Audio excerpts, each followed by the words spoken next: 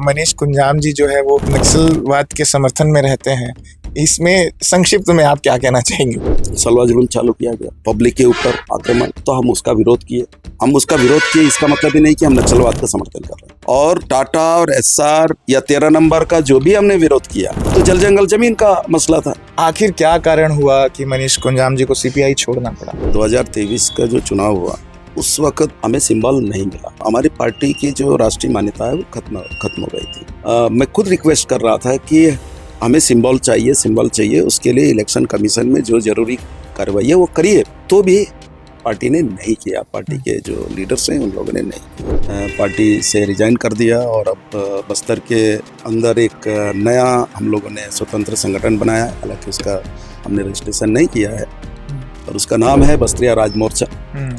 तो हम ये माने जैसे छत्तीसगढ़ में छत्तीसगढ़िया क्रांति सेना तीसरे मोर्चे के रूप में उभर रही है, तो हम ये माने कि मनीष कुंजाम जी की बस्तरिया राज मोर्चा जो है वो भी संगठन से अब एक पार्टी का रुख आगे ले सकती है। हाँ, हम लोगों की जो तमाम गतिविधियां हैं, बस्तरिया राज मोर्चा जो हम लोग ने संगठन बना करके जो काम कर रहे हैं, ये भी राजनीतिक गतिविधियां ही है। सरकार कहती है हम नक्सलवाद को खत्म कर रहे हैं, तो बस्तर के लोग तो आज भी अपनी प्रमुख सुविधाओं को लेकर के जूझ रहे हैं। तो क्या नक्सलिज्म खत्म किया जा रहा है कि बस्तर को खत्म किया जा रहा है? बाहर भी यही चर्चा हो रही है, जब नक्सली खत्म हो जाएंगे तो पूरे बस्तर को बेच दिया जाएगा। इसमें सत्यता है।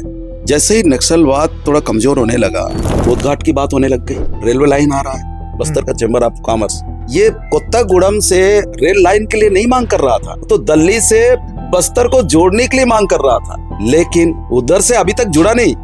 लेकिन कोत्तागुड़म से किरंदुल तक रेल लाइन लाने की पूरी तैयारियां चल रही है। तो क्यों? इसलिए कि बड़ी कंपनियों को पैलेट ला के पहाड़ को सौंपना है। अगर रेलवे लाइन जो आएगा कोत्तागुड़म से वो पूरा रिजर्व फॉरेस्ट से होके आ रहा है, और कितने जंगल कटेगा इसका कोई हिसाब नहीं है। और ये बहुत विचित्र चीजें हो रही है, और एक तरह से पूरा बस्तर को आने वाले दिनों में बड़ी कंपनियों के हवाले कर दिया जाएगा। हिडमा जब मारा गया तो मनीष कुंजाम जी ने कहा कि देव जिन्होंने उनको आंध्र प्रदेश बुलाया इलाज के बहाने, और उन्होंने सरकार को इसका पता दिया, यह बताकर मारा गया कि मुठभेड़ मार गया, बल्कि वो तो इलाज के दौरान मारा गया था। इसमें क्या सच्चाई है? देव जी ने इन सबको लेके गया सिलेंडर कराने के नाम से, लेकिन वो अभी तक देव जी का पता है कहीं अरेस्ट हुआ बोलते हैं, कहीं समर्पण किया बोलते हैं, पर अभी तक तो पता नहीं। आंध्र प्रदेश के उसमें ने जो 50 से ज्यादा लड़के क्या जाकर के क्या नाम अरेस्ट हो जाएंगे क्या? वो भी आंध्रा में अरेस्ट होना है तो छत्तीसगढ़ में होंगे। और हिडमा को उससे पहले पैक इनकाउंटर में मार डाला गया। पैक इनकाउंटर को जस्टिफाई करने के लिए वो टैक्स शंकर वगैरह को 2 दिन बाद फिर मार डाला। दरअसल देव जी और दूसरे जो तेलुगु जो माओवादी लीडर हैं, इन लोगों ने बहुत प्लानिंग किया। हिडमा अगर जिंदा रहेगा तो उसके ऊपर जितने आरोप लग रहे हैं वो डिपेंड करेगा कि मैं नहीं हूँ मास्टरमाइंड। अब उसको बोला जा रहा है तारमेटला का मास्टरमाइंड। बड़ी जितनी घटनाएं हुई, जीरम से लेकर तमाम बड़ी घटनाओं के मास्टरमाइंड कौन? हिडमा। सच ये है कि हिडमा कभी किसी स्कूल का सूरत नहीं देगा, और वो उससे आप कल्पना करोगे कि तमाम बस्तर के अंदर वही घटनाओं का वही मास्टरमाइंड है, ये कैसे कल्पना कर सकते? जिरम घटना में उनका नाम नहीं आता, इसीलिए गांव वाले उसे मसीहा के रूप में पूछते थे। और जब वो मारा गया कई लोग रोते हुए नजर आए, लाखों करोड़ों लोगों ने हिडमा का घर भी देखा, और नाम इस तरीके का हो गया तमाम घटनाओं में कि वो आजकल अमर भी हो गया है हिडमा। एक तरह से उनको अगर पैक इनकाउंटर से मार दिया गया तो एक तरह से उनको अमर कर दिया गया। 2 साल पहले हमारे लड़के लोग हिडमा से मिले, तो हिडमा ने कहा कि यार हमारे पास बहुत पैसे हैं, इसको कहाँ रखूं, क्या करूं, आजकल पुलिस का बहुत ज्यादा प्रेशर है। तो 3 करोड़ रुपए उनके पास रखे हुए। तो क्या ये 3 करोड़ रुपया या और भी 5 करोड़ रुपया उसके लिए पैक इनकाउंटर कराया गया? क्या है कहानी, क्या है?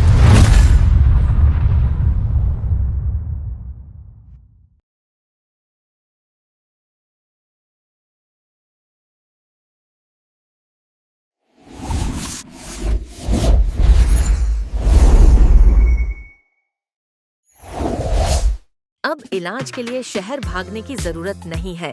आपके अपने क्षेत्र में सोनी मल्टी स्पेशलिटी हॉस्पिटल एवं प्रसूति गृह अभनपुर 120 बिस्तरों वाला आधुनिक और सेंट्रली एसी हॉस्पिटल है।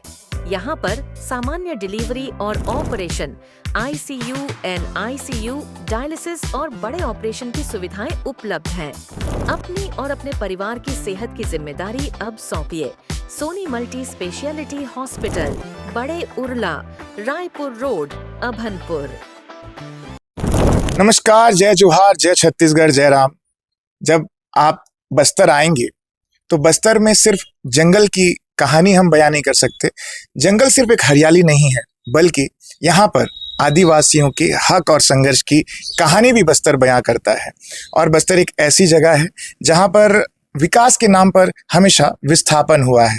और बस्तर में एक आवाज़ जो आदिवासियों को लेकर के मुखर रही है, वो आवाज़ निकली है बस्तर से, सुकमा से, और उनका नाम है मनीष कुंजाम जी। और हमारी टीम यहाँ पर पहुंची हुई है मनीष कुंजाम जी के पास, क्योंकि आदिवासियों के लिए जब बात होती है तो सरकार बहुत सारे चीज़ों में पीछे हट जाती है, और बंदूक और संविधान के बीच की जब बात होती है तो आदिवासी हमेशा पिसता हुआ नजर आता है। तो उस बीच में एक आवाज़ निकलती है जिनका नाम मनीष कुंजाम जी है। पॉडकास्ट पूरा मनीष कुंजाम जी के साथ हम शूट करने वाले हैं, तमाम मुद्दों पर चर्चा होने वाली है। आप पूरा पॉडकास्ट देखिएगा, बड़ा मजा आएगा। नक्सलिज्म में और बस्तर की जो वनोपज है उस पर भी बात होगी, एनएमडीसी, एसआर समेत, टाटा समेत सभी कंपनियों की बात होगी, रोजगार की बात होगी, बस्तर लोगों को कितना फायदा हुआ है उन पर भी चर्चा होगी। मैं सीधे लिए चलता हूँ मनीष कुंजाम जी के पास। भैया जय जोहार, जय छत्तीसगढ़। जय जय जोहार। और आपके जो पब्लिक स्वर के जितने दर्शक हैं जी, उनको भी मेरे तरफ से बहुत बहुत जोहार, नमस्कार जी। आगे बढ़िए। भैया, हमने जब भी बस्तर की बात अभी सुन रहे हैं और पहले भी जब हम बचपन से सुन आ रहे हैं, तो बस्तर में बहुत सारी चीज़ों को लेकर, बस्तर अपने प्राकृतिक सौंदर्य को लेकर के तो जाना जाता ही है, लेकिन साथ ही साथ नक्सलवाद जो हमेशा यहाँ पे बना रहा है, बस्तर इज इक्वल्स टू नक्सलवाद कहा जाता है। इस पर कितनी सच्चाई है इस बात में, क्योंकि छत्तीसगढ़ के बाहर और छत्तीसगढ़ के अंदर बस्तर में आने में लोग डरते हैं। देखिए, नक्सलवाद का जो इतिहास है ये बहुत ज़्यादा पुराना नहीं है। हाँ, हमको लगता है कि ये काफ़ी पुराना है, लेकिन ये इसका इतिहास भी लगभग 40 वर्ष का है। जी। और इसको कह सकते हैं कि 2000 के पहले तक का नक्सलवाद था, उस समय भी उतना मजबूत स्थिति में नहीं था। जब से सलवा जुड़ूम चालू हुआ उसके बाद नक्सलवाद का जो रूप है वो बदल गया, और नक्सलवाद के प्रति लोगों का उतना झुकाव था नहीं, और वो झुकाव बढ़ गया। उनके साथ जुड़ने वाले जो लोग हैं वो संख्या बढ़ गई, और अचानक इससे उन नक्सलियों की ताकत में काफ़ी इजाफा हुआ। और हम लोग पिछले करीब इसको 3-4 साल पहले तक का हम लोग देख सकते हैं कि इस बस्तर के अंदर नक्सलियों ने बड़ी बड़ी घटनाएं की फोर्स के साथ। हाँ हाँ। अब केवल ताड़मेटला के 76 जवान ही नहीं, बल्कि बहुत सारी और भी घटनाएं, ताड़मेटला बहुत बड़ी घटनाएं हुई। और ये सब घटना करने में इसलिए सफल हुए क्योंकि लोगों का समर्थन भी था, और बड़ी संख्या में उनके संगठनों में ट्राइब्स लोग जुड़े। इससे पहले आप अगर कहोगे कि सलवा जुड़ूम के पहले बस्तर के लोग उनके साथ जाते तो रहे, लेकिन अधिकांश लोग जुड़ते थे और छोड़ देते थे। कुछ एक लोग उनके साथ जुड़े, जो जैसे हिड़मा है, देवा है, या और जो कुछ लोग हैं जो सलवा जुड़ूम के पहले से जुड़ के कुछ लोग काम कर रहे थे। बाकी लोग तो उस समय पहले जो जुड़े वो लोग छोड़ चुके, और सलवा जुड़ूम के बाद जो लोग जुड़े वो लोग परमानेंटली उनके साथ काम करते रहे अभी तक। तो अभी चूंकि स्थितियां बदल चुकी है, वो जो सबके सामने है, आप लोग खुद देख रहे हैं। ये इसलिए भी ऐसा हुआ कि देखिए, बस्तर में जगह जगह कैंप खुल गए, और पग पर कैंप खुलने की वजह से नक्सलियों के अंदर काफ़ी दबाव पड़ा, और थोड़ा जो लोकल जो लड़के हैं और जो पैरामिलिट्री फोर्स भी, डीआरजी के जो लड़के हैं, इन सब लोगों ने थोड़ा प्रोफेशनली उन पर कार्रवाई करना शुरू की है। तो इसके वजह से माओवाद के जो बड़े कैडर्स हैं, जो पुलिस ब्यूरो के हैं, वो लोग मारे जाने लगे, उनके नेशनल कमेटी के लोग मारे जाने लगे। तो बाद में फिर अब उनको लगा कि उनकी जान पर आ गई, तो सब फिर धीरे धीरे सब समर्पण करने लग गए।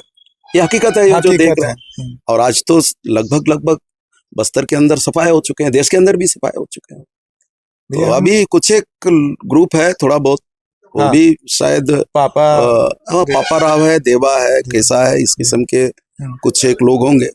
और मुझे उम्मीद है कि 10-15 दिनों के अंदर ये लोग भी कहीं ना कहीं जाकर के सिलेंडर करेंगे। तो एक तरह से नक्सलवाद अब इतिहास बनने के कगार पर है। जी। मनीष कुंजाम जी ने सीपीआई को हम यही समझते हैं कि मनीष कुंजाम हमेशा सीपीआई के लीडर रहे हैं पहले पूर्व में, और आप विधायक भी रहे। आखिर क्या कारण हुआ कि मनीष कुंजाम जी को सीपीआई छोड़ना पड़ा? इसकी एक लंबी कहानी है रोहित। हाँ। लेकिन बस इतना कह देना चाहता हूँ कि 2023 का जो चुनाव हुआ, हम लोगों ने काफ़ी तैयारी कर रखी थी। और जब नामांकन भरना चालू हुआ तो उस वक़्त हमें सिंबल नहीं मिला। जब और हुआ ये कि 2023 के पहले हमारी पार्टी की जो राष्ट्रीय मान्यता है वो खत्म हो गई थी। ओके। और नियमानुसार सेंट्रल पार्टी को इलेक्शन कमीशन को लिखना था अधिसूचना जारी होने के बाद 3 दिन के अंदर। वो लिखा नहीं गया, जबकि मैं बार बार मैं खुद रिक्वेस्ट कर रहा था कि हमें सिंबल चाहिए, उसके लिए इलेक्शन कमीशन में जो जरूरी कार्रवाई है वो करिए। तो भी पार्टी ने नहीं किया, पार्टी के जो लीडर्स हैं उन लोगों ने नहीं किया। तो वो बड़ा कारण है, उसके वजह से हमको सिंबल नहीं मिला और हम निर्दलीय चुनाव लड़ लिए। और वो भी हम जो पसंद कर रहे थे वो चुनाव चिन्ह नहीं मिला। रैंडमली जो इलेक्शन कमीशन ने जो तय किया वही सिंबल मिला और उसी सिंबल पर हम लड़ लिए। और 8-9 रोज के अंदर नए सिंबल को, वो भी बिल्कुल अनजान सा सिंबल को ट्राइबल इलाके में ले जा कर के लोगों को बताना, समझाना, ये काफ़ी मुश्किल काम। तो भी हमारे लड़कों ने, हमारे कार्यकर्ताओं ने बहुत जी जान लगा करके लोगों तक पहुंचने की कोशिश किया, पर वो पूरी तरह सफल नहीं हुए, जिसके कारण सब लोग चुनाव हार गए। हकीकत यही है। तो उससे हमें काफ़ी दुख लगा, हमारे हजारों कार्यकर्ता भी दुखी हुए और लगभग वही एक बड़ा कारण है जिसकी वजह से हमने पार्टी से रिजाइन कर दिया। और अब बस्तर के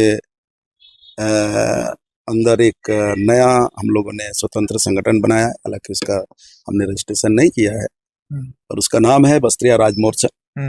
और इसको बनाने में हमने केवल हम ही ने नहीं, बल्कि दिल्ली यूनिवर्सिटी के, जेएनयू के और दूसरे जो बड़े बड़े जो जन संगठन हैं, असदेव आंदोलन के जो नेता हैं, भारत जन आंदोलन के जो प्रमुख हैं, इन सब लोगों से हमारी लंबी मीटिंगें हुई, चर्चाएं हुई कि हमें क्या करना चाहिए। तो उन सब लोगों ने हमें सुझाया कि बस्तर को लेकर के एक नया संगठन बनाया जाना चाहिए। तो सबके सहमति से बस्तरिया राज मोर्चा नाम तो हम ये माने, जैसे छत्तीसगढ़ में छत्तीसगढ़िया क्रांति सेना तीसरे मोर्चे के रूप में उभर रही है, तो हम ये माने कि मनीष कुंजाम जी की बस्तरिया राज मोर्चा जो है वो भी संगठन से अब एक पार्टी का रुख आगे ले सकती है और आदिवासियों की बात के लिए फिर से वो एक पार्टी राजनीति में प्रखर रूप से आगे आएगी। ये कहना थोड़ा जल्दबाजी होगा रोहित, लेकिन हाँ, हम लोगों की जो तमाम गतिविधियां हैं, बस्तरिया राज मोर्चा जो हम लोग ने संगठन बना करके जो काम कर रहे हैं, ये भी राजनीतिक गतिविधियां ही है, राजनीतिक कार्यकलाप ही है। पर अभी हम लोगों ने इसका कोई पंजीयन नहीं कराया और पार्टी के रूप में भी नहीं कराया और ऐसा ही भी स्वतंत्र संगठन के रूप में भी नहीं कराया है। तो अभी आने वाले समय देखेंगे क्या करना है, पर भविष्य की बात को हम नहीं कह सकते, नहीं खोलेंगे अभी। आप ऐसा कह सकते हैं। सत्ता के आप पहले जब सीपीआई की हम बात करें, सीपीआई की विचारधारा जो है जल जंगल जमीन की, वो बात हमेशा किया करते थे और एक समय में सत्ता के भेद नजदीक भी रहे। ऐसा क्या हुआ कि सीपीआई छत्तीसगढ़ में कमजोर हो गई? रोहित, ये केवल छत्तीसगढ़ में ही नहीं, हाँ, पूरे देश में लेफ्ट पार्टियों की जो स्थिति है वो काफी कमजोर हुई है। काफी कमजोर मतलब बहुत कमजोर हुई है। आप पार्लियामेंट के अंदर या विधानसभाओं में उनकी जो उपस्थिति है हाँ आप देख सकते हो इससे कि वो बहुत उनकी आवाज एक तरह से क्षीण हो गई है, नहीं के बराबर। नहीं के बराबर हो गई है। तो ये पूरे देश दुनिया में चल रहे हैं जो हालात है वो भी इसके लिए काफी हद तक जिम्मेदार है।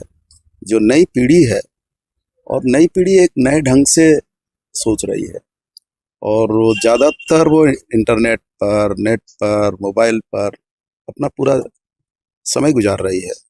तो वो पीढ़ी को जो वामपंथी जो विचार है वो ज़्यादा उनको प्रभावित नहीं कर पा रही है, ऐसा मुझे लगता है। और फिर दूसरा ये है कि जो पहले मजदूर आधारित जो संगठन थे, पार्टी के साथ जुड़े हुए जो जन संगठन है वो भी कमज़ोर हो गए हैं। लेबर यूनियन बहुत कमज़ोर हो गया है। किसानों के बीच में ज़्यादा काम नहीं है। लेबरों के बीच में था जो संगठित लेबर थे, कारखानों में, खदानों में काम करने वाले, उनकी स्थिति भी अभी अच्छी नहीं है। तो इस आधार पर आप कह सकते हैं कि मजदूरों का जो बेस था वो बेस अब नहीं रहा। धीरे धीरे सरकारों ने भी मजदूर संगठनों को कमजोर करना शुरू कर दिया। और भी मजदूरों की स्थिति, संगठित मजदूरों की स्थिति आप बता सकते हो कि जैसे बेलेडला आप भी रोहित जानते हो कि ये जो खलासी का जो लेबर है उनको कम से कम 1.5 लाख 2 लाख रुपए मिलते हैं। और इतना पैसा मिलने से उनका जो इसको आप कह सकते हैं कि उनका जो रहन सहन का जो स्तर है वो मजदूर टाइप नहीं है, वो मध्यम वर्ग का हो गया है। अब मध्यम वर्ग का आदमी वो तो अपने हिसाब से सोचेगा ना, समझेगा ना, चलेगा, विचार से दूर रहेगा। हाँ, दूर तो होगा ही। तो ये सब बहुत सारे कारण है। फिर संगठित लेबर के बीच में ही इनका काम था और संगठित लेबरों को इतना सुविधाएं मिल रही हैं, इतना सैलरी मिल रहा है, तो उनका सोच समझ बिल्कुल अलग हो गया, विचार भी अलग हो गया। तो इसलिए कम्युनिस्ट मूवमेंट देश के अंदर, पूरी दुनिया में भी काफी क्षीण सा हो गया है। अब उनको नए तरीके से सोचना चाहिए। और हम लोग तो खैर अलग हैं, लेकिन चूंकि ये भी हम कह सकते हैं कि पूरे जीवन भर विद्यार्थी जीवन से हम पार्टी से जुड़े हुए थे और उन विचारों को जिया, तो वो कोई एकदम कपड़ा तो नहीं है कि उसको उतार के फेंक दो और फिर नया कपड़ा पहन लो, नई चीज हो जाएगी, ऐसा तो है ही नहीं है। विचार तो विचार है, विचार तो वो तो रहेगा, अंदर रहेगा, वो अंदर रहेगा, उसको आप कैसे निकाल सकते हो बताओ। ये सच्चाई यही है। हाँ, अब आप यही है कि हम लोगों ने अभी बस्तिया राज मोर्चा बनाया है और बस्तिया राज मोर्चा को बनाने के पीछे बड़ा कारण ये है कि हमारी अब तक का जो सारा मूवमेंट है बस्तर पर ही केंद्रित था। और बस्तर के जल जंगल जमीन का, बस्तर के अंदर जो भी उत्पीड़न होता था, अत्याचार होता था, उसके खिलाफ हम लोग की लड़ाई थी। तो वो ही थोड़ा हमारा जो कंसेप्ट है लगभग उसी पर ही केंद्रित है। और हम चाहते हैं कि बस्तर के जो लोकल लोग हैं, जो एसटी हैं, एससी हैं, ओबीसी हैं, ये लोग संगठित हों। क्योंकि जो भी यहाँ लोकल ट्राइब्स हैं, जैसे एसटी हैं, एससी हैं, ओबीसी हैं, जो लोकल हैं, उनका जिंदगी आपस में एक तरह से बिल्कुल काफी मिलता जुलता है, पूरा कल्चर मिलता जुलता है। आप भी बस्तर में ही पैदा हुए, आप तो पूरी जानते हो। आप ये जान सकते हो कि किसी भी गांव में जाइए आप, वहाँ जो अलग अलग जातियों के जो लोग रहते हैं, वहाँ एसटी भी हैं, एससी भी हैं, ओबीसी भी हैं। तो आप वहाँ, जैसे हमारे यहाँ नया खानी होता है, त्योहार कुड़ता है, जैसे आपका बीज पंडुम होता है, जो रास्ता रोक करके पैसा लेते हैं, वो जो चीज है वो उसी रूप में पहचाना जाता है। लेकिन उसका गूढ़ अर्थ अलग है।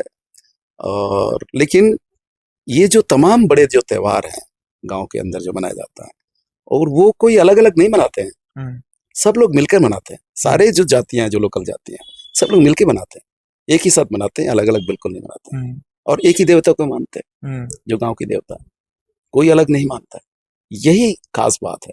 और फिर किसी का जिंदगी कोई एससी हो गया उनका तो वो थोड़ा ऊपर हो गया, एसटी हो गया नीचे हो गया, या ओबीसी हो गया तो कोई बहुत बड़ा हो गया, ऐसा है ही नहीं है।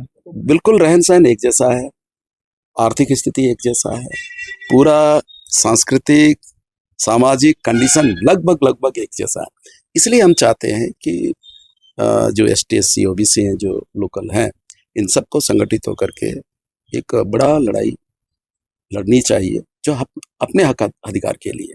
और यहाँ बहुत सारे मसले हैं, एक मसला थोड़ी है, नौकरी का मसला है, जल जंगल जमीन शिक्षा का स्वास्थ्य का मसला मसला है, है, शिक्षा सड़कों स्वास्थ्य का मसला है, बहुत सारा मसला है, हाँ। एक मसला नहीं।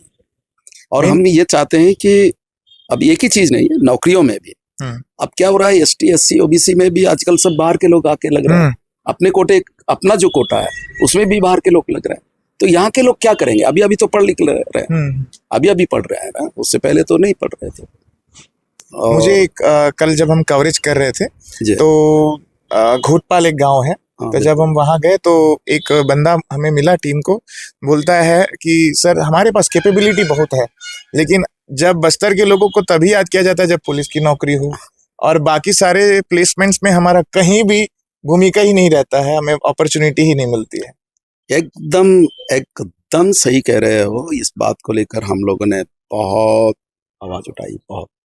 पिछले 2023-24 में बस्तर और सरगुजा संभाग में शिक्षकों की भर्तियां हुई 12,000 से ज्यादा। हमारे बस्तर के अंदर भी करीब 6,000 से ज्यादा शिक्षकों की भर्ती हुई कांग्रेस रीजन में।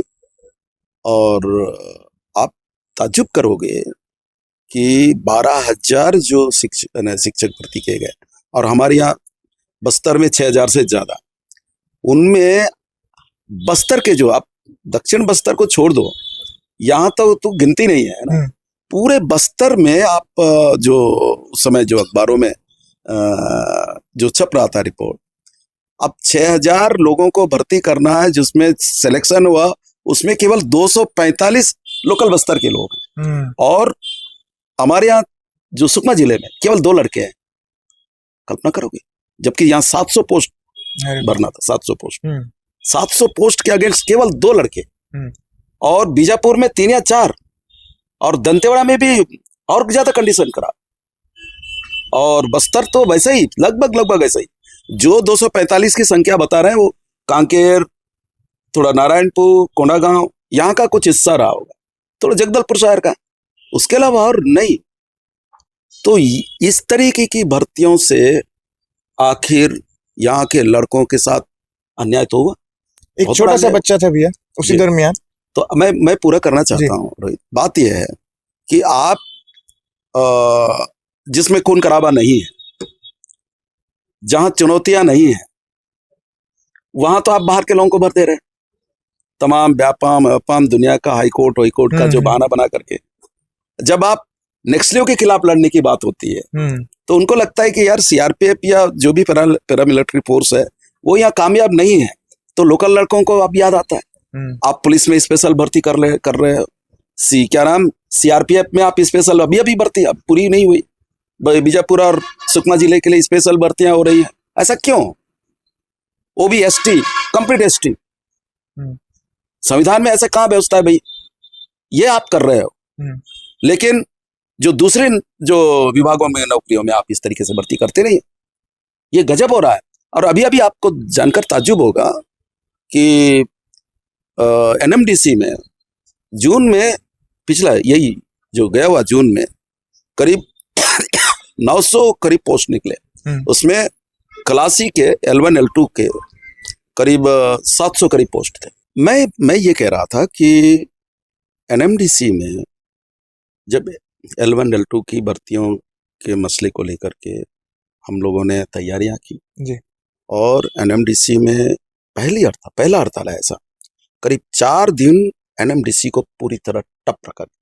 पूरा ना रेल चला, ना ट्रकें चली, ना एनएमडीसी के कोई कर्मचारी काम पे नहीं गया, कंप्लीट पूरी तरह बंद, सभी यूनियन बंद, सब कुछ बंद था, सब कुछ ठप था। और चौथे दिन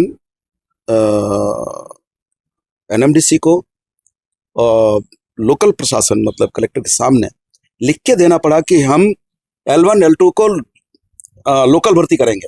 लोकल भर्ती का मतलब है कि यहाँ जो दक्षिण बस्तर में 3 जिले हैं, बीजापुर, दंतेवाड़ा और सुकमा, हम्म। इन 3 जिलों के जितने उम्मीदवार हैं जो ST SC OBC के हैं, जिनका पॉपुलेशन है जितना, उस आधार पर उनको ST SC OBC जनरल, हम्म।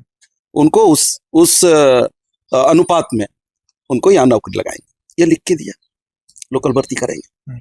और अभी CMD आया, बातचीत भी नहीं किया, अभी आया था 1 सप्ताह पहले, बातचीत नहीं किया ढंग से, और लिख के दिया NMDC ने कि हम लोकल भर्ती करेंगे, पर अभी उस पर सीरियस नहीं है NMDC, और उनको मार्च तक का टाइम है। मुझे नहीं लगता कि मार्च तक ये लोग भर्ती करेंगे, ये विडंबना है। मैं कह रहा हूं कि अगर ऐसा नहीं हुआ तो हम तो NMDC को तो ठीक नहीं करेंगे, हम ये कहना चाहते हैं। वो जो लिख के दिया हुआ है वो वादा अगर पूरा नहीं करेंगे तो ये बड़ी लड़ाई होने वाला है रोहित, मैं कहना चाह रहा हूँ। तो बस्तर के वासी क्यों अपने हक अधिकार के लिए नहीं लड़ेंगे? जैसे कि जब नक्सलियों की हम बात करते हैं कि हम नक्सलवाद को खत्म कर रहे हैं, सरकार कहती है हम नक्सलवाद को खत्म कर रहे हैं, तो बस्तर के लोग तो आज भी अपनी प्रमुख सुविधाओं को लेकर के जूझ रहे हैं। तो क्या नक्सलिज्म खत्म किया जा रहा है कि बस्तर को खत्म किया जा रहा है? ये मूल सवाल है, क्योंकि बाहर भी यही चर्चा हो रही है कि थोड़े दिन बाद जब नक्सली खत्म हो जाएंगे तो पूरे बस्तर को बेच दिया जाएगा, बाहर के अडानी और भी लोग हैं उद्योगपति, उनको बेच दिया जाएगा बस्तर को। ये बहुत बड़ा चुनौती है हम लोगों के सामने, और इसमें जो भी बातें कहा जा रहा है, जैसा देश के अंदर चर्चा है बस्तर को लेकर के कि बस्तर की जो मूल स्वरूप है, यहाँ का जो जंगल है, यहाँ के जो लोग हैं, यहाँ के जो कल्चर है, ये रहेगा या नहीं रहेगा, उस रूप में रहेगा या नहीं रहेगा, इसको लेकर के जो लोग भी बस्तर को जानने वाले हैं, जो बस्तर के बाहर रहते हैं, वो सब चिंता कर रहे हैं। और इस चिंता में कोई झूठ नहीं है, इसमें सत्यता है। अब देखिए, जैसे ही नक्सलवाद थोड़ा कमजोर होने लगा तो बोधघाट की बात होने लग गई, फिर रेलवे लाइन आ रहा है।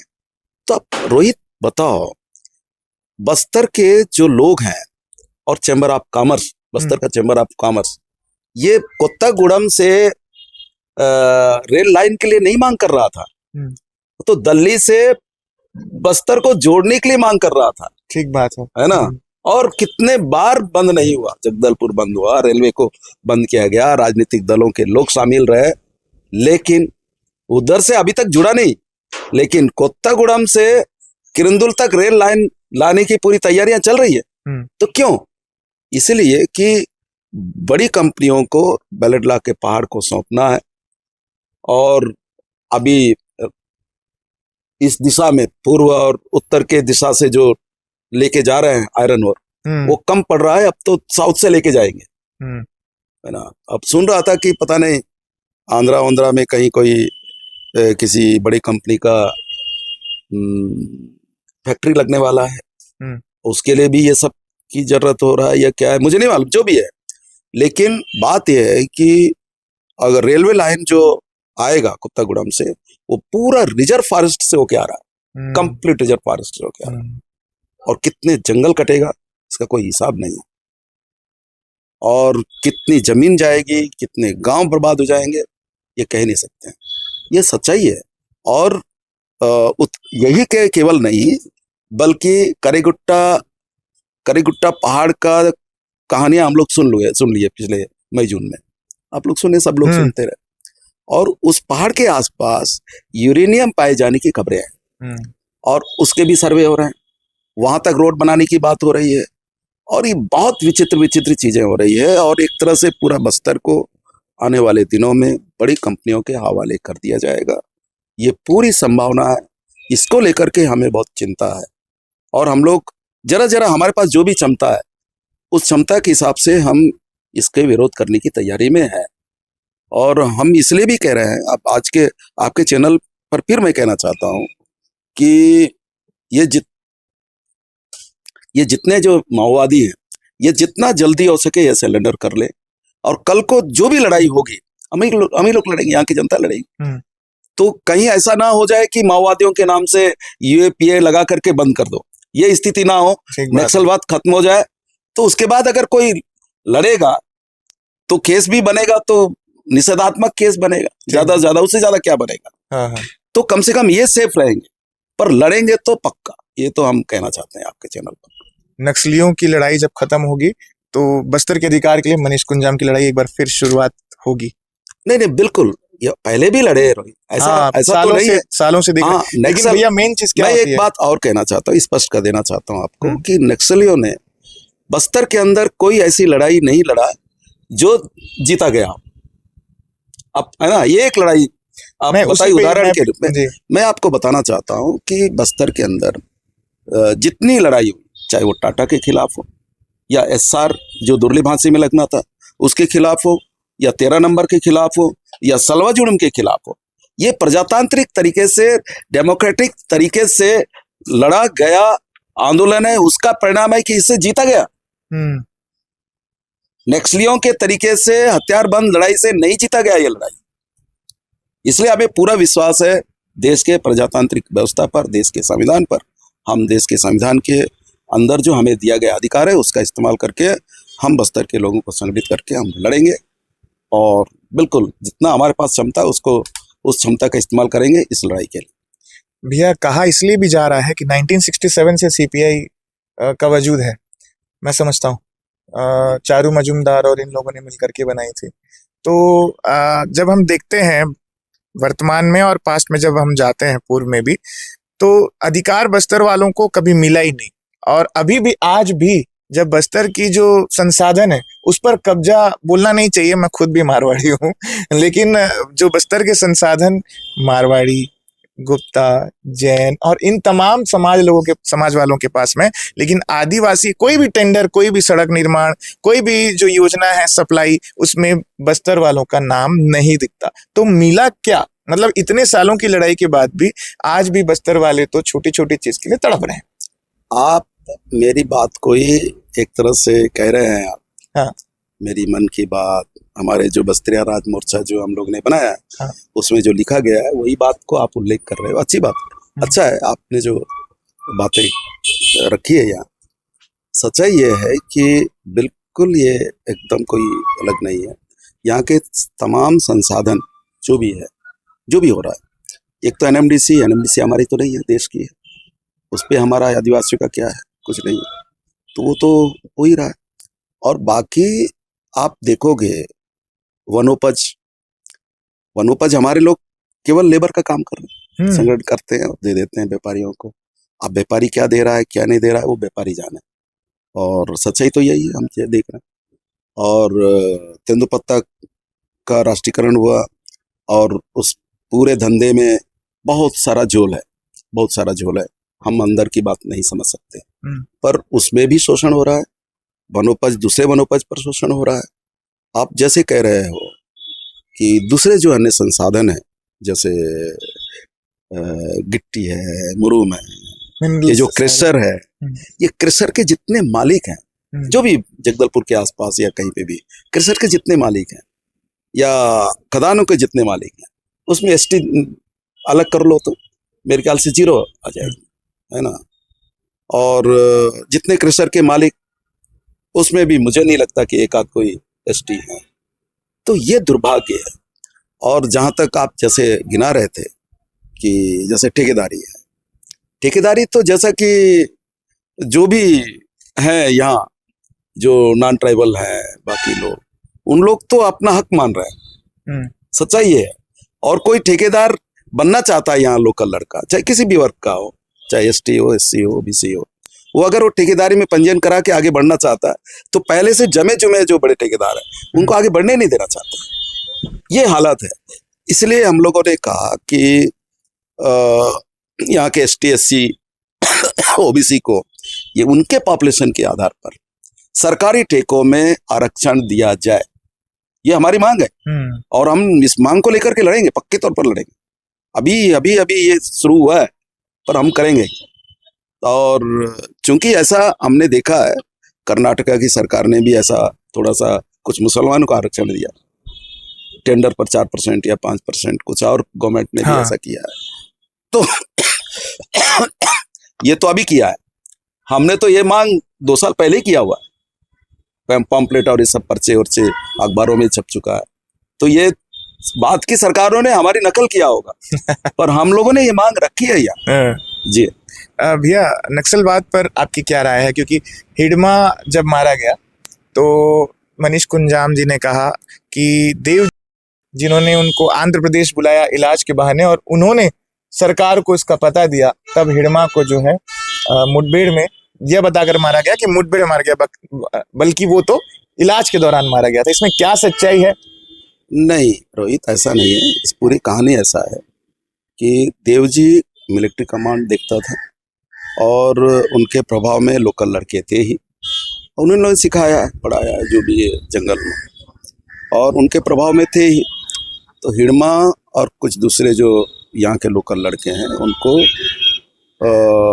समझाया, बहलाया, विश्वास में लिया, और उन देवजी ने फिर कहा कि नहीं, आंध्रा में जाकर के हम लोग सिलेंडर करते हैं। तो ये लोग सब मिलकर के गए सिलेंडर करने के। ये कोई हिडमा इलाज के लिए नहीं गया, सिलेंडर करने के लिए गया। अब इस बीच में सब सिलेंडर हो रहे हैं, सब हो रहे हैं, तो उनको इलाज के लिए क्या पड़े ये बताओ? तो सिलेंडर होने के बाद इलाज कराएगा ना भाई। सच्चाई है, ये तो बेकार की बातें हैं। हाँ। ये जो हवा में जितनी बातें हो रही ना, ये फालतू की बातें कि हिडमा वहाँ इलाज के लिए गया, उनको ये पकड़े वो पकड़े, ये बेकार की बात है।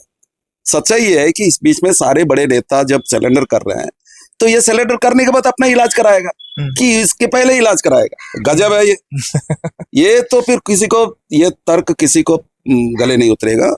सच्चाई ये है कि ये देवजी ने इन सबको लेके गया सिलेंडर कराने के नाम से, लेकिन वो अभी तक देवजी का पता है कहीं कहीं अरेस्ट हुआ बोलते हैं, कहीं समर्पण किया बोलते हैं, पर अभी तक तो पता नहीं आंध्र प्रदेश के उसमें।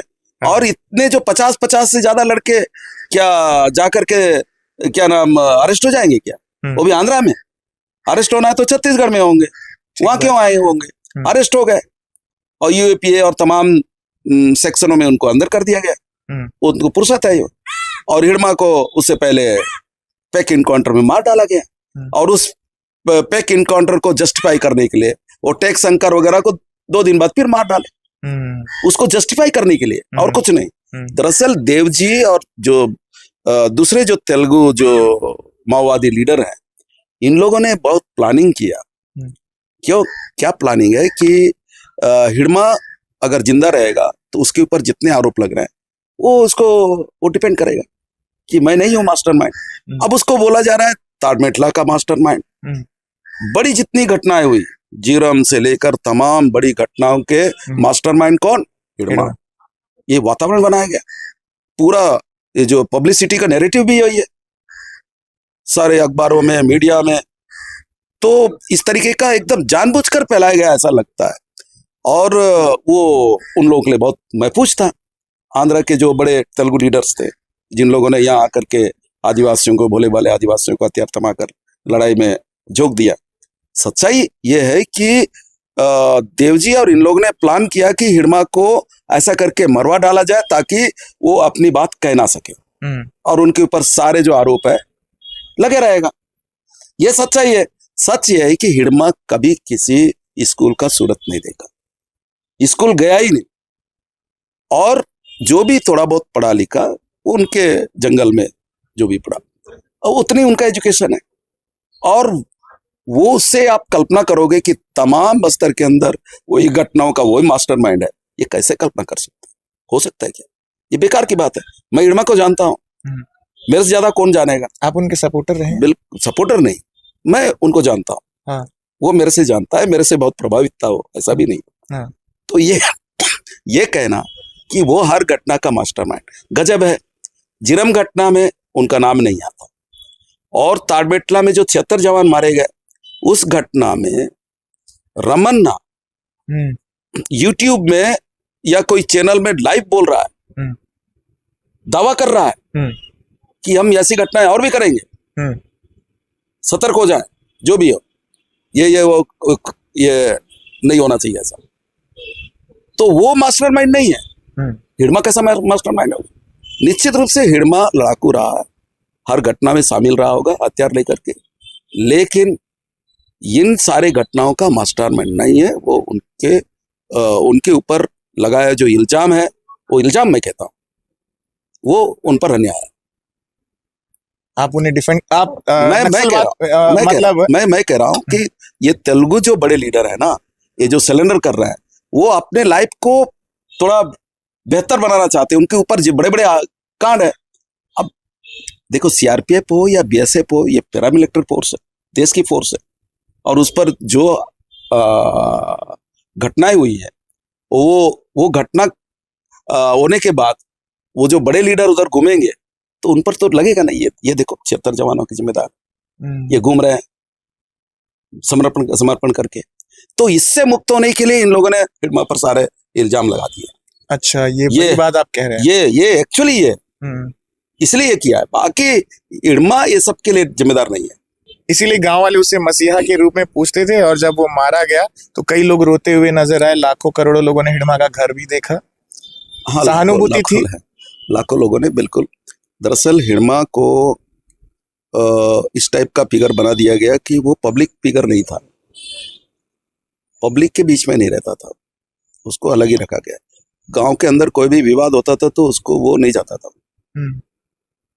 2 गुटों में या 3 गुटों में कोई जमीन को लेकर, बहु बेटियों के लेकर कोई भी विवाद हो जाए तो हिडमा उसको सुलझाने के लिए नहीं जाता था, दूसरे को बेचते थे, दूसरा उनका टीम था।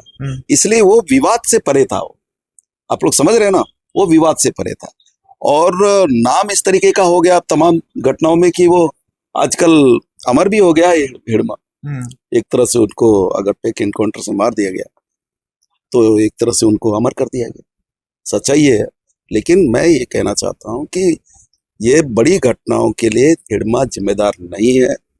वो पूरी तरह तेलुगु लीडरों पर निर्भर था, उनके दिशा निर्देश का पालन करता था एकदम, बिल्कुल। इसमें कोई इधर उधर की शक शुबा की बात नहीं है, यही सच्चाई है।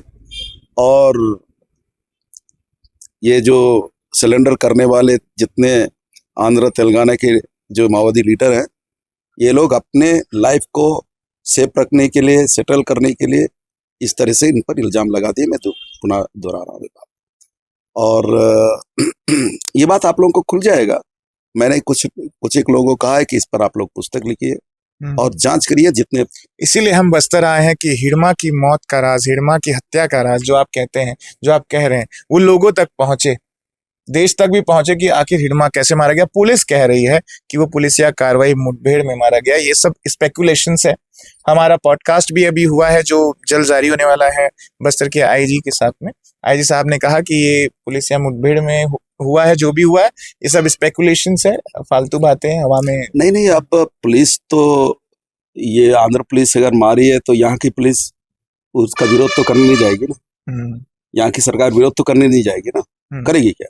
कोई नहीं करेगा, स्वाभाविक।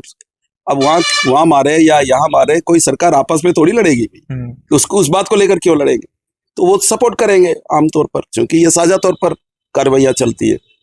ये जो नक्सलवाद को लेकर के जितने जो अभियान चलते रहे हैं, तो ये जो सीमावर्ती जो राज्य हैं, ये सब का साझा रणनीति के आधार पर काम होता था। तो अगर कोई राज्य में इस तरीके की घटना हुई तो कोई सरकार क्यों आपत्ति करेगी? तो समर्थन नहीं करेगी, तो स्वाभाविक है।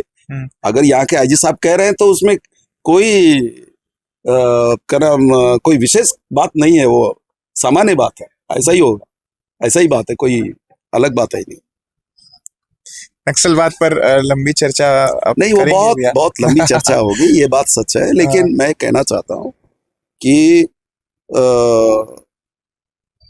आंध्रा के जो बड़े माओवादी लीडर हैं, इन लोग हमारे लड़कों को सिखाया, पढ़ाया, क्रांति करने के लिए उनको एक तरह से क्या नाम, काल्पनिक क्रांति हम इसको कहते हैं, काल्पनिक क्रांति, दृश्य दिखाया। हाँ, दृश्य दिखाया और बरगलाया, उनको हथियार थमाया और बड़ी बड़ी घटनाएं किया। और सच ये है कि इस घटना से यहाँ के लोगों को कोई फायदा नहीं हुआ, नुकसान के सिवा पूरा ही नुकसान हुआ। फल तो कुछ मिला नहीं, लाभ तो कुछ नहीं मिला। हाँ, आंध्रा के लोगों को क्या लाभ हुआ ये आने वाले समय में जांच से पता लगेगा। लेकिन हाँ, इस बीच में कुछ और चीजें हुई, मैं उसको अभी खुलासा नहीं करना चाहता हूँ। कर दीजिए ना भैया, लाखों लोग देखेंगे। तो मैं उसको थोड़ा और भी चेक कर रहा हूँ मैं। हाँ। उसके बाद ही हम कहेंगे। लेकिन सच ये है कि उधर जो सिलेंडर किए हैं, जो जा रहे हैं, जो माओवादी लीडर हैं, उनका क्या हालत है, आर्थिक स्थिति घरों की, यहाँ के लोगों की आर्थिक स्थिति क्या है, ये भी आने वाले दिनों में जाहिर हो जाएगा। कि ये खबरें बहुत पुलिस प्रसारित करती रही कि आंध्रा के बड़े बड़े जो लीडर इधर काम कर रहे हैं, उनके लड़के विदेशों में पढ़ रहे हैं, इस तरह की चर्चा हम पुलिस करती रही। और यहाँ तो पे इसमें कितना सच्चाई है, क्या है, अब तो सामने आना चाहिए। आना चाहिए कि नहीं आना चाहिए? बिल्कुल आना चाहिए। तो ये भी बात आएगी आने वाले समय में, और हम बहुत सारी चीजें और भी बताने वाले हैं। हाँ, आप कह रहे हो ना कि हिड़मा के घर को लाखों करोड़ों ने देखा, तो हिड़मा का घर क्या है, क्या संपत्ति है, क्या है उसमें, देख लिया ना। और मैं आपको और एक बात बताना, यही चर्चा हुई कि 1.5 करोड़ रुपए जिस पर इनामी राशि रखी गई, उसका संपत्ति क्या है? 2 साल पहले हमारे लड़के लोग हिड़मा से मिले, हमारे समाज के लड़के, मेरे घर के रिश्तेदार। तो हिड़मा ने कहा कि यार हमारे पास बहुत पैसे हैं, इसको कहाँ रखूं, क्या करूं, आजकल पुलिस का बहुत ज्यादा प्रेशर है। तो 3 करोड़ रुपए उनके पास रखे हुए थे, और उनके पार्टी का ही होगा। वो कहाँ हुआ, क्या हुआ, उनके घर तो नहीं पहुंचा, कहाँ चला गया, जंगल में छुपा है, क्या किए, किधर पास हुआ, तो जानकारी नहीं है। तो क्या ये 3 करोड़ रुपया या और भी 5 करोड़ रुपया उसके लिए पेक इनकाउंटर कराया गया? क्या है कहानी, क्या है, ये भी बात है ना, ये कोई मामूली बात तो नहीं है। बहुत बड़ा आप खुलासा तो कर मैं रहे आज हैं। इसलिए कह रहा हूं कि हिड़मा के पास करोड़ों रुपए थे, क्या ये पैसे को दबाने के लिए भी ये इनकाउंटर हुआ, कराया गया? ये सब आने वाले समय में खुलेगा रोहित, मैं कहना चाहता हूं। आज एक नई चीज कह रहा हूं मैं आपको जी। ये ब्लास्टर करेगा पूरे छत्तीसगढ़ के साथ, देश में भी। बिल्कुल बिल्कुल बिल्कुल। अब तक आज चर्चा जो भी बातें चर्चा हो रही है, मैं आपको एकदम ऑथेंटिक बात कर रहा हूँ। हिड़मा ने अपने मुंह से कहा कि ये पैसे रखे हुए हैं, और मैं कहीं देना भी चाहता हूं तो दे नहीं पा रहा हूं। आप लोग कुछ ले जाओगे क्या? बोले नहीं। हाँ, यहाँ तक हुआ। और ये पैसे उनके पास थे, तो आज अगर उनका पेक इनकाउंटर हुआ है तो पैसे कहाँ गए? पैसे कहाँ गए? यहाँ के लोकल लड़कों के पास तो नहीं है, कोई भी आ रहा है। पैसे की भैया फंडिंग कैसे, मतलब फंडिंग कैसे हो जाती थी? इतने रुपए कैसे आ जाते थे? बहुत सारी चीजें हैं, बहुत व्यापारियों से, ठेकेदारों से, बीड़ी पत्ता ठेकेदारों से, बड़ी कंपनियों से, हाँ, ठीक बात है। मल्टीनेशनल कंपनियों से आता था। और एक बार तो कल्लूरी, कितना सही है गलत है मैं नहीं जानता, कल्लूरी से बहुत लड़ाई थी मेरी। कल्लूरी ने भी एक बार कहा था कि एनएमडीसी वाले भी उनको फंडिंग करते हैं। और आपको ये भी मालूम होना चाहिए कि ये जो पहले का एसआर जो पाइपलाइन गया वैजाक वाला, उसको लेकर बहुत लड़ाई हुई माओवादियों के बीच में, फंडिंग को लेकर के। 3 स्टेट था, छत्तीसगढ़, उड़ीसा और आंध्रा, तीनों स्टेट के जो कैडर है इन लोग आपस में लड़ लिए। उनके सेंट्रल कमेटी में गया, तो वो लोग फिर जो भी फंडिंग महीने या साल में देते थे, उसको फिर ये लोग बराबर बराबर बांटे। ये सब है कहानियां, ये कोई नई चीज नहीं है। ये मतलब पाइपलाइन वाले भी देते थे, अभी देते हैं या नहीं मुझे नहीं मालूम, अब तो खैर आई नहीं है। आप लोग जांच करिए, पूछिए, पत्रकार लोग हैं ये। तो मैं ये कह रहा हूँ कि अभी बहुत सारी चीज ऐसी है जो आना बचा है। एक मुझे जानकारी आपसे और चाहिए। सेंट्रल कमेटी के जो रामधीर हैं और एमएमसी जोन में जो हो रहा था, मतलब जो आशीष शर्मा जिनके चपेट में आए, तो वो भी सरेंडर करने आ रहे थे, दोनों मिलकर के, फिर दोनों अलग हो गए, जिसके चलते समर्पण नहीं हो पाया और पुलिस की कार्रवाई तो जारी थी, ऐसा कह रहे हैं। तो उसी बीच में आशीष शर्मा शिकार हो गए। हाँ, वो है, वो भी है, उस पूरे कहानी को कभी अलग से बात करेंगे। लेकिन मैं थोड़ा इसी पर थोड़ा केंद्रित रखना चाहता हूँ कि आज माओवाद समापन के कगार पर है और इतिहास बनने वाला है। और इस दरमियान पिछले जो 40-45 वर्षों के दरमियान जो बस्तर के अंदर जो नुकसान हुआ, जो क्षति हुई, उस आधार पर माओवाद का आकलन होगा। तो होना क्या चाहिए। बस्तर बच पाएगा? बस्तर के जो वनोपज है वो बच पाएंगे? क्योंकि नक्सलियों के रहते कहीं ना कहीं वनोपज चोरी होने से बचे, संरक्षण नहीं होता रहा, वो ऐसा कहते हैं। नहीं नहीं तो क्या ये बच पाएगा? नहीं बच क्या इसी किसी नहीं, और के अलावा हवाले नहीं कर दिया हम लोग जाएगा?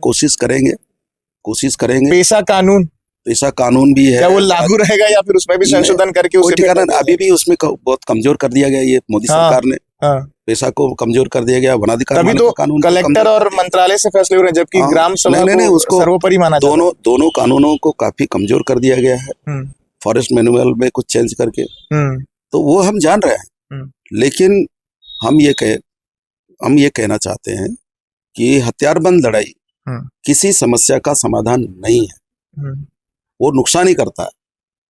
और अच्छा है कि वो समाप्त होने जा रहा है, और हम चाहते हैं कि जो लड़के लोग बचे हैं वो लोग जल्दी सरेंडर कर ले।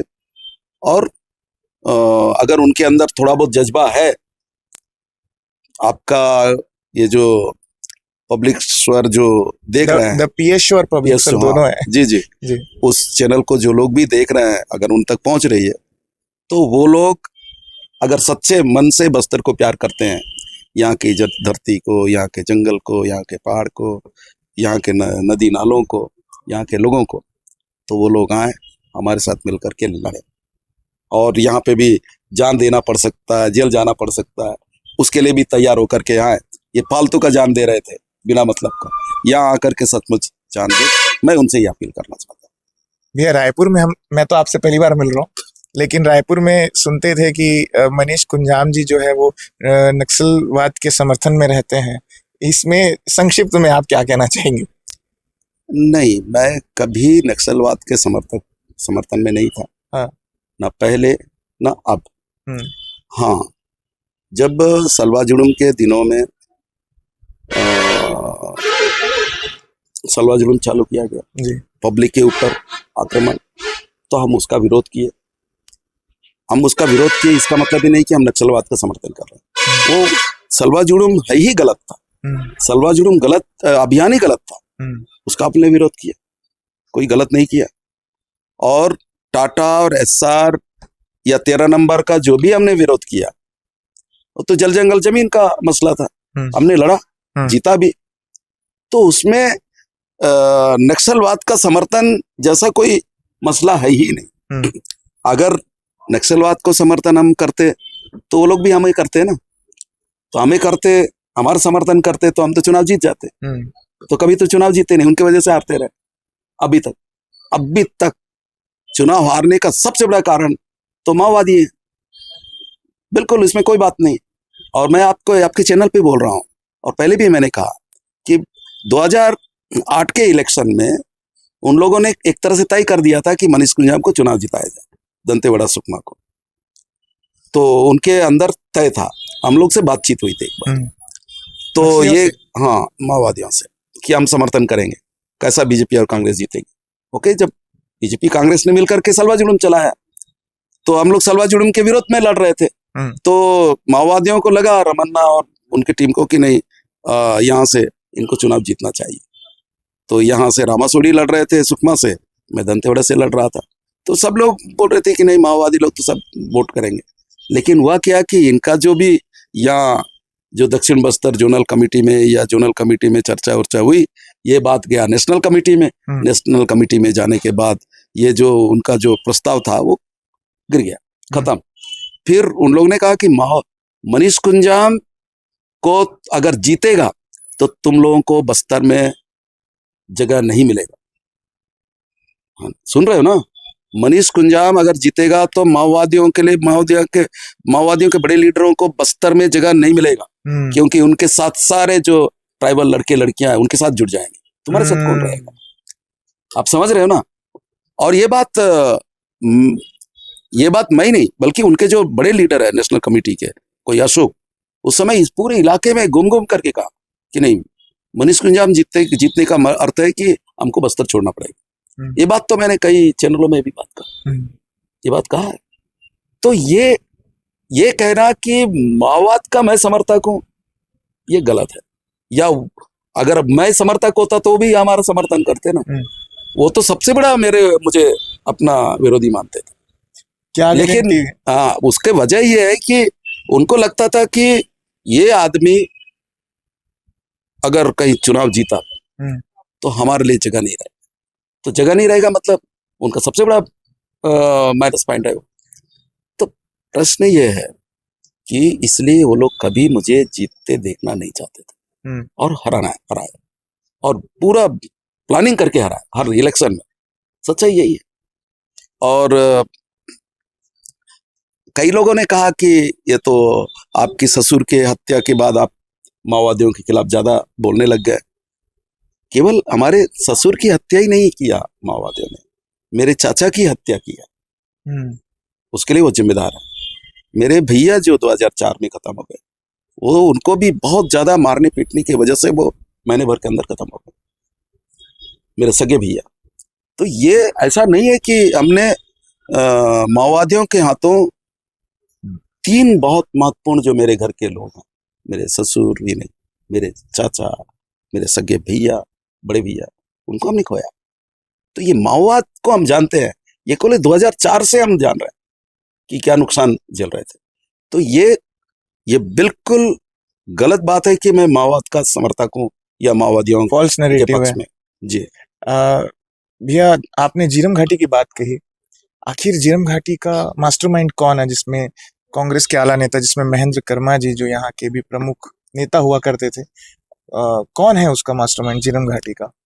देखिए, मैं ये तो पक्की तौर पर नहीं कह सकता क्योंकि जीरम घाटी के मामले में एनआई भी जांच कर रही थी। क्योंकि आपने कहा कि हिड़मा नहीं है। नहीं, हिड़मा तो नहीं है, हाँ। उनके एनआई के रिपोर्ट में भी नहीं है, मैं वो नहीं कह रहा हूँ। इस घटना की देश की बड़ी जांच एजेंसियों के तरफ से उनके द्वारा जांचा गया। अभी भी जांच है या नहीं मुझे नहीं मालूम। कांग्रेस की सरकार आई, फिर वो भी ने एसआईटी बनाया था, एसआईटी बनाया, SIT पहले ही दिन बनाया। वो बनाया, फिर भी- वो भी हाँ। कोई काम नहीं किया। हम्म, एनआई जांच कर ही रही थी और बस सीबीआई नहीं की, बाकी तो एनआई तो जो इसके लिए उपयुक्त है वो तो कर ही रही थी। तो अब वो लोग बता सकते हैं, मैं इस पर क्या बोलूंगा। पर इतना मैं कह सकता हूं कि इस घटना के लिए भी जो जिम्मेदार है मुख्य रूप से वो बस्तर के लड़के नहीं।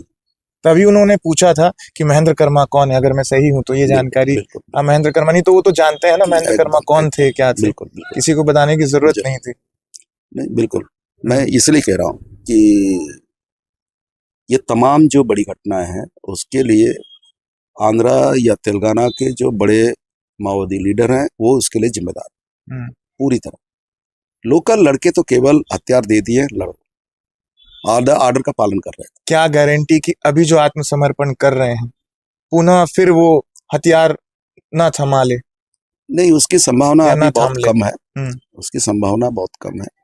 हाँ, ये हो सकता है कि कुछ लोग जैसे ग्रुप बना लें वसूली के लिए, कहीं ऐसा कोई चालाक लोग उनको कहीं बरगला करके एक टीम बना ले, कहीं अंदर छुपा हुआ कोई हथियार को लेकर के फिर घूमने लग गए वसूली के लिए, ये हो सकता है। पर माओवाद के नाम से अब तो नहीं होगा, खत्म। जी। तो नक्सलिज्म जब खत्म हो जाएगा भैया, जैसे मैंने बोला कि अवैध कटाई, पेशा कानून की अपन ने बात कर ली, अवैध कटाई जो है वृक्ष है, ये कैसे बचेंगे? साल, बीज, सागौन, तो उसे क्या आदिवासी जो पब्लिक है, जनसंख्या है, वो खुद बचाने के लिए सड़क पर आएगी, फिर जल जंगल जमीन के लिए लड़ेगी?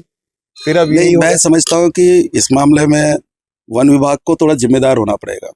वन विभाग, देखिए, जंगल काटने में वन विभाग भी कम जिम्मेदार नहीं है ना। वन विभाग बहुत बड़ा जिम्मेदार है और आज भी उनका जो रवैया है वो अच्छा नहीं है वन विभाग का। वन विभाग को गांव वालों के साथ मित्रतापूर्ण व्यवहार करना चाहिए और कानून जो बना है, वन अधिकार मान्यता कानून 2006 का और पेशा कानून, उस कानून के मंशा के मुताबिक वन विभाग को गांव के साथ मिलकर उनके सलाह पर, उनके सजेशन पर आगे काम करना चाहिए, तो जंगल बचेगा। अगर वन विभाग अपने मनमानी करेगा तो जंगल कभी नहीं बचेगा ही नहीं। जंगल बचाने का एक ही तरीका है कि वन विभाग, ये दो बात बहुत महत्वपूर्ण कानून है, उस कानून को पालन करते हुए गांव वालों के जैसे सुझाव है उन सुझावों पर वो काम करे, तब जंगल बचेगा और बचाया जा सकता है। हम उस पर काम करेंगे। लेकिन वन विभाग वैसे भी भ्रष्ट विभाग है, वन विभाग की वजह से तो माओवादी पैदा हो गए थे। हकीकत तो यही है। उनकी अतिशयोक्ति के चलते ही नहीं, अतिशोषण, अतिशोषण, अत्याचार, अत्याचार, हाँ, कथित तौर पर प्रताड़ना जो वो ये सब किया उसके करते वजह थे। से ये पैदा हुए। अब थोड़ा बहुत पुलिस उसमें मदद कर रही, हाँ, पर मुख्य भूमिका तो वन विभाग की थी। थी। बिल्कुल। बीजेपी की सरकार है, विष्णुदेव साय सीएम है, और रायपुर में और पूरे प्रदेश में साय साय सरकार कहते हैं। तो साय साय सरकार जो है वो अभी कह रही है कि हम बस्तर को सब चीज दे रहे हैं, बस्तर को जो भी बस्तर की संपदाओं के चलते जो भी बस्तर वालों को लाभ पहुंचना था नहीं पहुंचा है, अब पहुंचेगा, तमाम वादे कर रहे हैं। लेकिन कल मैंने एक कवरेज किया जो मैं पहले भी आपको उल्लेख कर रहा था कि छोटा सा बच्चा आया वहीं घोटपाल में, मुश्किल से वो चौथी पढ़ रहा था। वो वीडियो में आप देख सकते हैं, इस वीडियो में आपको दिख रहा होगा ये क्या कह रहा है, सुनिए। तो अपने छत्तीसगढ़ को जानती है? नहीं जानती? कहाँ रहती? ये क्या है, बस्तर है कि छत्तीसगढ़ है? क्या है? बस्तर है। बस्तर है। और छत्तीसगढ़ कहाँ है? छत्तीसगढ़ हाँ, वो इधर नहीं है। वो इधर नहीं है। मतलब बच्चे भी मान गए हैं कि बस्तर को छत्तीसगढ़ से अछूता रखा जाता है। हाँ, तो वो जब वीडियो में उसने कहा, मैंने उससे पूछा कि कहाँ पे रहते हो, तो उसने कहा बस्तर में रहता हूँ। तो कहाँ, छत्तीसगढ़ में है? तो छत्तीसगढ़ क्या होता है, ये बच्चा कह रहा है छत्तीसगढ़ कहाँ है। तो ये योजनाएं तो यहाँ तो पहुंच ही नहीं रही है। साय साय सरकार कर क्या रही है बस्तर में? देखो रोहित, अब क्या बोलेंगे, ये सरकार के कौन मुखिया है ये पता नहीं है, हाँ, है ना, कौन पावर सेंटर है यही पता नहीं है, विष्णुदेव की कितनी चलती है प्रशासन में ये भी काफी डाउटफुल है। तो पावर सेंटर 2-3 है ऐसा सुनते रहते हैं, और कई ऐसी खबरें आती हैं कि जो आईएएस अधिकारी है वो विष्णुदेव की भी नहीं सुनते हैं, यहाँ तक की खबरें हैं। आदिवासी मुख्यमंत्री का चेहरा दे दिया गया है, लेकिन चल किसी और रही है। हाँ बिल्कुल, उनकी कहीं सुनते नहीं है, ये हम सुन रहे थे। उससे विष्णुदेव भी कहीं दुखी थे, ऐसा भी खबरें हैं। खैर जो भी हो, पर आज हकीकत ये है कि इसी वजह से यहाँ कोई सरकार नाम का कोई चीज कहीं दिखता है ऐसा मुझे नहीं लगा कहीं। और कांग्रेस की सरकार काफी, यानी भूपेश काफी बहुमत से सरकार बनाए थे, और उन लोगों ने अपने कार्यकलाप से वो गए। लेकिन मैं कहना चाहता हूं कि उससे भी बुरी स्थिति है इस सरकार की, उससे भी बुरी स्थिति है। कोई काम धाम नहीं हो रहा है, प्रशासन नाम की कोई चीज नहीं दिख रहा है, बिल्कुल ये स्थिति है। हाँ, ये बात अलग है कि मंत्री, उनके नेताओं के दौरे होते रहते हैं, पर कहीं कोई प्रशासन में कोई जनोन्मुखी काम हो रहा हो ऐसा कहीं दिखाई नहीं। कुछ कुछ हल्ला गुल्ला होता रहता है, साइकिल वितरण हो रहा है तो कोई नेता आया, पिता काट रहा है, वो हो रहा है, ये हो रहा है, इतना हो रहा है, पर कहीं हमें ठीक ठाक सरकार कहीं काम कर रही है ऐसा नहीं लगा। और जहां तक आपका ये प्रश्न है कि बस्तर, ये लोगों के पास दरअसल पैसे नहीं है। अभी धान खरीदी में जितने नखरे हो रहे हैं ना, ये लोग धान को पानी में डुबा के देख रहे हैं कि ये सूखा है या पोल है, क्या है, ये सब देख रहे हैं। ये सब नखरे शुरू हो गया है। इसके पीछे कारण ये है कि इनके पास सरकार के पास पैसे नहीं है, उधारी लेंगे कहीं रिजर्व बैंक से या कहीं से, कोई और वित्तीय संस्थाओं से, उसके बाद ये धान के पैसे देंगे। हाँ, लेकिन इस आज यहाँ के जो भी थोड़ा बहुत जो भी संसाधन है, जो भी खदाने हैं, उसको बेच करके ये पैसा लेना चाह रहा है। आप समझ रहे हो ना, बस्तर के जितने खदाने हैं, जितने माइंस हैं, उसको वो बेचना चाहते हैं, और बेच करके उससे जो भी पैसा है वो अपनी तिजोरी भरना चाहते हैं और उससे वो काम चलाना चाहते हैं। यही काम हो रहा है, उससे ज्यादा और कुछ नहीं है। और ये बहुत दुर्भाग्यपूर्ण है। तो अब केवल छत्तीसगढ़ की नहीं, पूरे देश की इकोनॉमी मोदी के चलते सब बट्टा बैठा हुआ है। पहले नोटबंदी में गया, उसके बाद जीएसटी में के पूरे कमर तोड़ दिया, पूरे इकोनॉमी की, पूरी अर्थव्यवस्था की। और अब देख ही रहे हो क्या है, क्या ठेकेदार परेशान हो रहे हैं, लोगों के पास कोई काम नहीं है, काम किए तो पैसा नहीं मिल रहा है, मार्केट में क्या स्थिति है, पूरा एक तरह से मंदी है, क्या है क्या। तो आज पूरी स्थिति बहुत बुरा, बहुत खराब है। सच ये है कि बहुत खराब स्थिति है। ये लोग जब ये स्थिति से लोगों का ध्यान भटकाने के लिए हिंदू मुस्लिम इस टाइप के खेल खेलते हैं। हकीकत ये है कि इन लोगों को सरकार चलाने आ नहीं रहा है और इनकी इकोनॉमी की कोई समझ नहीं है और बस इधर उधर से ये लोग चलाना कोशिश कर रहे हैं, पर जनता समझ रही है। मुझे लग रहा है कि आने वाले समय में लोग जागेंगे और इस सरकार के खिलाफ होंगे एक और और होना भी आखिरी चाहिए। सवाल, एक और आखिरी सवाल जी। जब बस्तर की बात हो रही है तो एक नाम को नहीं बुलाया जा सकता। दो शेर बस्तर के हैं, एक थे और एक हैं महेंद्र कर्मा जी। उनके लिए आपकी क्या सोच रही और कैसा रिलेशन रहा? बस एक आखिरी जवाब आप देंगे। देखिए, अब दो शेर, मैं तो इंसान हूँ। हाँ। मैं शेर और कहलाना पसंद नहीं करता हूँ। मैं इंसान हूँ, इंसान ही रहना चाहता हूँ। और जहाँ तक महेंद्र कर्मा की बात है, उनके साथ मेरे रिश्ते बहुत अच्छे थे। वो अलग बात है कि पब्लिक में हम लोग काफ़ी एक दूसरे के खिलाफ लड़ लेते थे और मैं ही ज़्यादा उनके ऊपर आरोप लगाता था। सलवा जुड़ूम के जनक वो हैं। सलवा जुड़ूम के का विरोधी मैं था एक्चुअली। और यही नहीं, बहुत सारी ऐसी जो चीज़ें हुई है इससे पहले भी कि 1994-95 में बस्तर के अंदर जब स्वायत्ता को लेकर लड़ाई हुई, 6वीं अनुसूची को लेकर के लड़ाई हुई, तो 6वीं अनुसूची के पक्षधर, सबसे बड़े पक्षधर मैं ही था।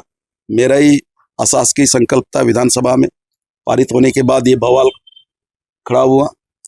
तो जब ये विवाद शुरू हुआ तो उस विवाद के मुखिया बस्तर टाइगर महेंद्र कर्मा थे और विरोधी यानी 6वीं अनुसूची के पक्षधर मैं था।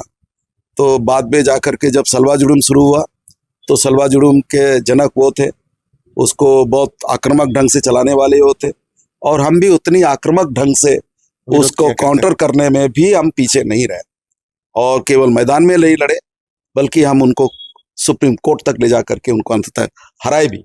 ये सच्चाई है, लेकिन ये ऊपर की चीजें हैं जो लड़ाई, पर व्यक्तिगत रूप से उनके साथ मेरे संबंध बहुत अच्छे थे और उन्होंने कई दफे कहा कि मनीष का विरोध होना चाहिए, पर उसके अंदर जो क्रीम शब्द उन्होंने अक्सर इस्तेमाल कर, क्रीम खत्म नहीं होना चाहिए, ये उनकी बात थी। जी। तो पूरा पॉडकास्ट आप जरूर देखिएगा क्योंकि मनीष कुंजाम ने इस पॉडकास्ट में नक्सलिज्म को लेकर के हैरान कर देने वाले खुलासे किए हैं, जिसमें खदानों के घोटाले और खदानों के बंदरबाट को लेकर के भी उन्होंने बताया और सबसे बड़ा खुलासा हिड़मा के फेक एनकाउंटर को लेकर के उन्होंने किया है। बड़ा खुलासा किया है। पूरा पॉडकास्ट तो देखिए। और ये ऐसे व्यक्ति है जिनके ऊपर 7 करोड़ के तेंदुपत्ता संग्राहकों को गबन के मामले में भी इनके ऊपर गंभीर आरोप भी लगे हैं। तो आप पूरा पॉडकास्ट जरूर देखिए और आप ये भी बताइए कमेंट सेक्शन में कि आपको पॉडकास्ट कैसा लगा और अगले पॉडकास्ट में आप किसे देखना चाह रहे हैं गेस्ट के रूप में। फिलहाल के लिए मैं रोहित सोनी, थैंक यू।